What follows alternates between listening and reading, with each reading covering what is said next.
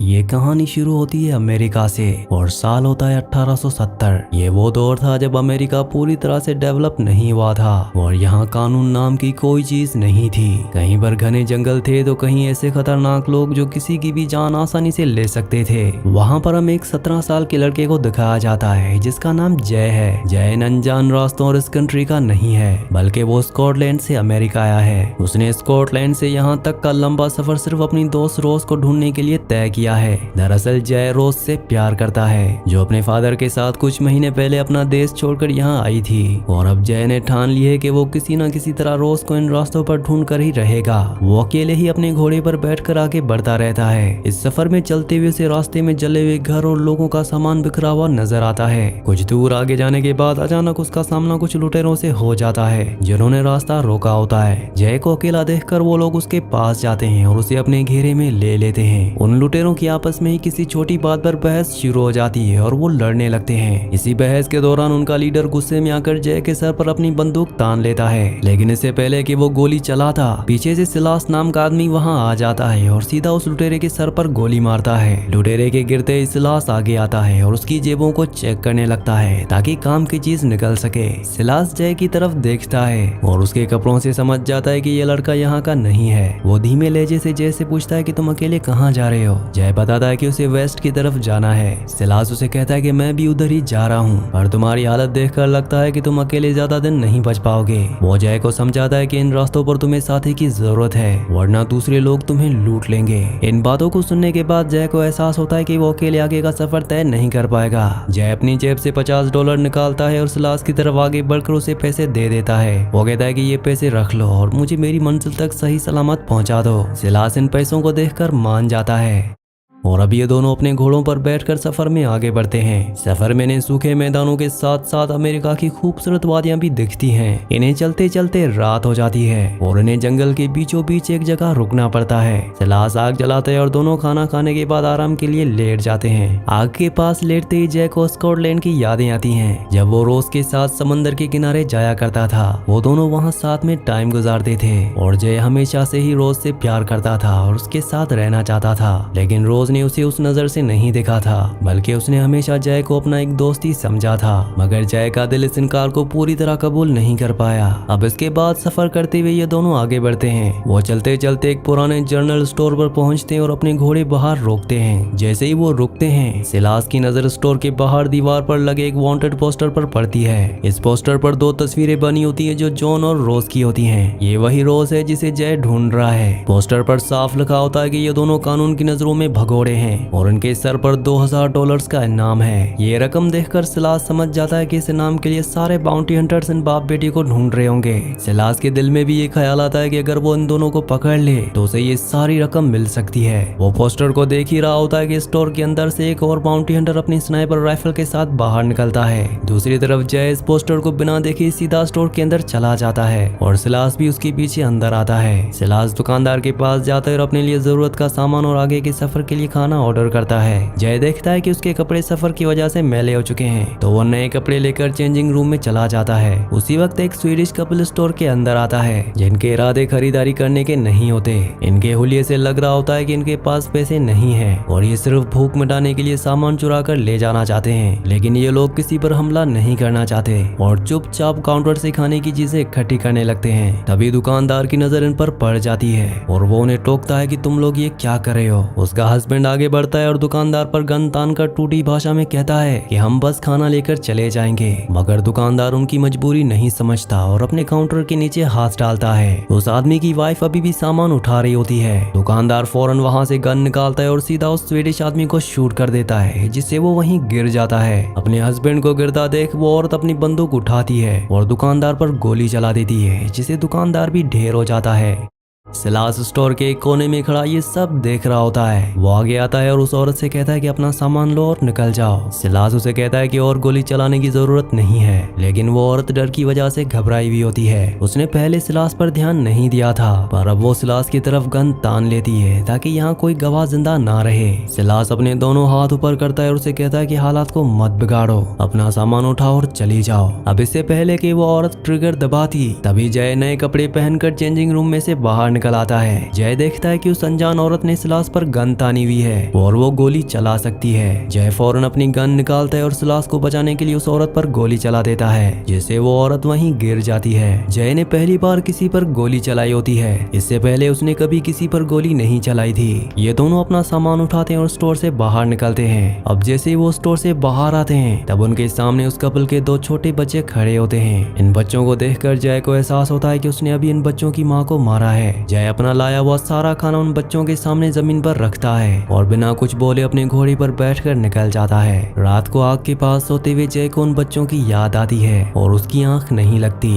तभी कहानी एक बार फिर से फ्लैशबैक में जाती है, जहाँ में जय और रोज की मुलाकात दिखाई जाती है। ये वो दिन था जब जय ने रोज को अपने प्यार के बारे में बताया था और रोज ने इनकार करते हुए क्लास रेफरेंस का हवाला दिया था। दरअसल जय एक अमीर राजघराने का वारिस था, जबकि रोज एक गरीब फैमिली से थी। रोज उसे कहती है कि उसने हमेशा जय को अपने भाई या दोस्त की तरह ही देखा है, इससे ज्यादा कुछ नहीं। इन बातों से जय मायूस हो जाता है, पर तभी रोज को आवाज आती है कि उसके फादर जॉन वापस आ गए हैं। वो घबरा कर जय को फौरन अपने बेड के नीचे छुपा देती है और कहती है कि बाहर मत आना वरना उसके बाप देख लेंगे। जॉन अपने कुछ दोस्तों को साथ लाया होता है और रोज उन सब के लिए किचन में खाना बनाने लगती है। थोड़ी ही देर में दरवाजे पर आवाज होती है और जय के फादर गार्ड्स के साथ वहां आ जाते हैं। उन्हें पता होता है कि जय यहीं आया होगा। जब वो जॉन से पूछते हैं तो वो इनकार कर देता है। जय के फादर पूरे घर में तलाशी लेते हैं और आखिर में उन्हें जय बेड के नीचे से मिल जाता है। वो उसे बाहर निकालते हैं और सबके सामने कहते हैं कि इन छोटे लोगों से दूर रहो, मगर जय सबके सामने कहता है कि वो रोज से प्यार करता है और उसके साथ ही रहना चाहता है। जय की यह बात सुनकर उसके फादर को गुस्सा आता है और वो आगे बढ़कर रोज को एक थप्पड़ मार देते हैं। ये देखकर जॉन आगे बढ़ता है और जय के फादर को धक्का दे देता है, जिससे उसका सर पीछे पड़े एक पत्थर से जाकर टकराता है। पत्थर सर में लगने की वजह से जय के फादर की वहीं पर ही मौत हो जाती है। जय के घर वाले इस बात पर सारे खून के चार्जेस इन बाप बेटी पर लगा देते हैं, जिनकी उन्हें सजा मिल सकती थी।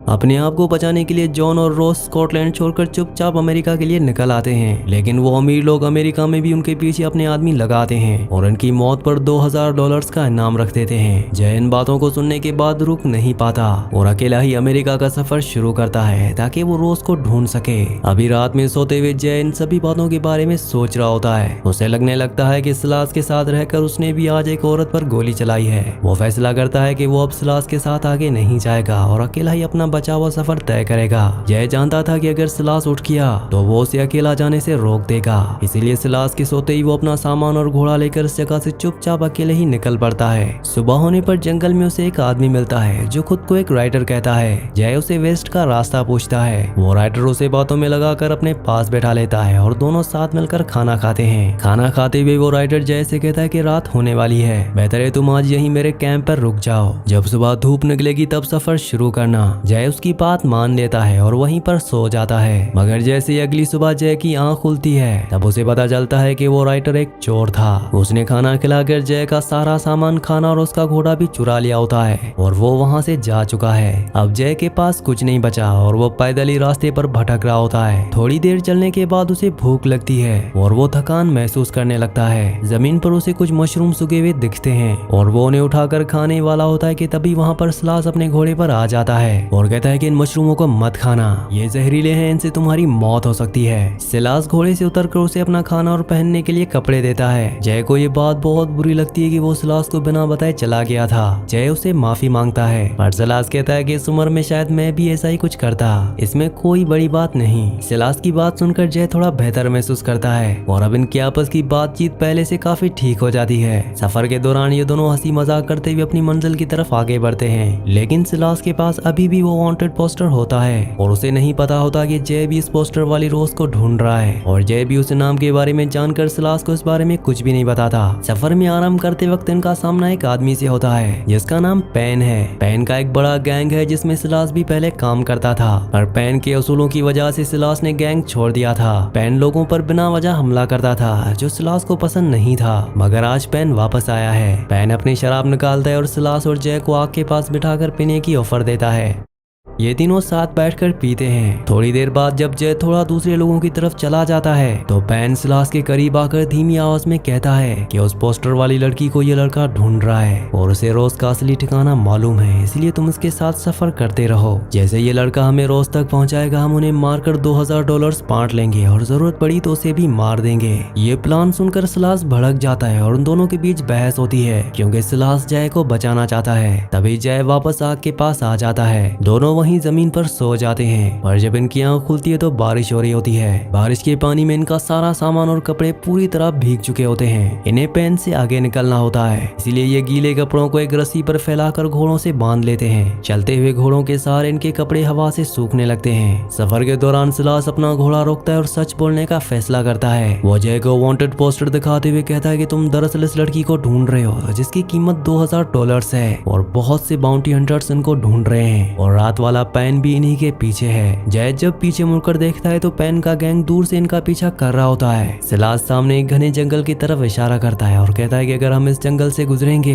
तभी पेन हमारा पीछा छोड़ेगा। जय इसके लिए तैयार हो जाता है और दोनों अपने घोड़ों को उस जंगल के अंदर ले जाते हैं। दूसरी तरफ हमें एक गेहूं का खेत दिखाया जाता है जिसके बीच एक झोपड़ी में रोस और जॉन रह रहे होते हैं। इनके साथ कोटोरी नाम का एक नेटिव अमेरिकन साथ होता है जो बाहर से खाना लाता है और इनके आसपास नजर रखता है। एक दिन जब ये तीनों अंदर खाना खा रहे होते हैं तब अचानक दरवाजे पर दस्तक होती है। इस जगह पर दस्तक सुनकर ये चौंक जाते हैं। जॉन दरवाजा खोलता है और पीछे खड़ी रोज अपनी बंदूक सामने खड़े आदमी पर तान देती है। सामने पादरी के लिबास में एक आदमी खड़ा होता है जो कहता है कि मैं बस आने वाले फेस्टिवल में इनवाइट करने के लिए आपका नाम जानना चाहता हूँ। दरअसल ये वही स्नाइपर बाउंटी हंटर है जो जनरल स्टोर पर था। जॉन उसकी बातों में आकर रोज को गन नीचे करने को कहता है और उसे अपना नाम बता देता है। नाम सुनते ही बाउंटी हंटर को यकीन हो जाता है कि इन्हीं बाप बेटे पर $2000 का इनाम है। वो वहाँ से निकलता है और खेत से दूर जाकर अपनी बॉक्स खोलता है जिसमें उसने स्नाइपर राइफल रखी होती है। वो दूर से ही निशाना सेट करता है। दूसरी तरफ सिलास और जय जब जंगल से आगे बढ़ रहे होते हैं तभी वहाँ के आदिवासी उन पर हमला कर देते हैं। आदिवासियों को लगता है कि ये लोग इन्हें नुकसान पहुँचाएंगे।